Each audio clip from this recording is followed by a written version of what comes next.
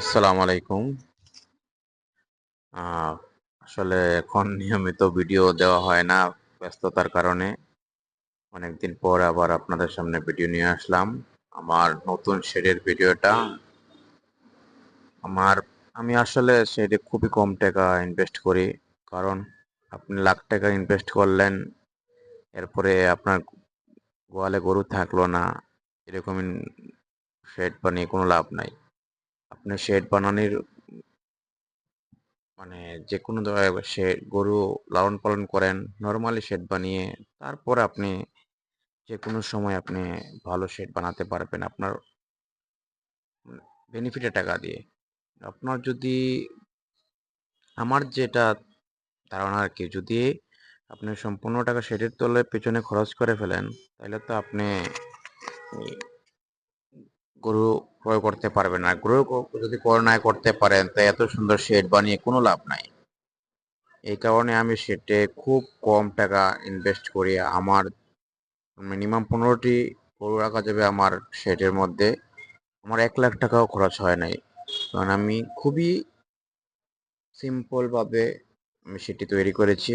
আমার main target গো উম গাভী এবং গরু পালন করা।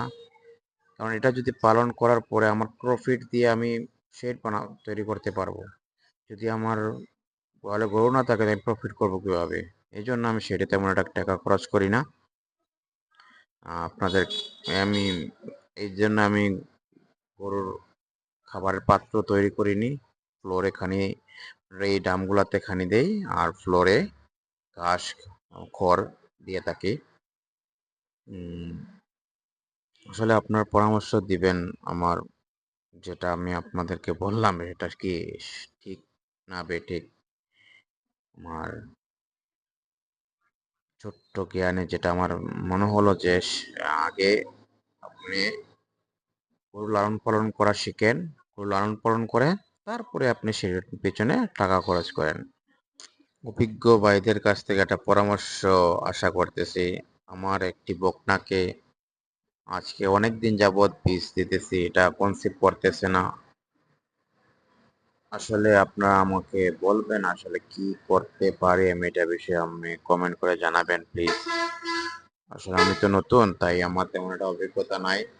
আপনারা আপনাদের অভিজ্ঞতা থেকে আমাকে একটু বলবেন যে কনসিভ কেন করে না, আর কনসিভ কি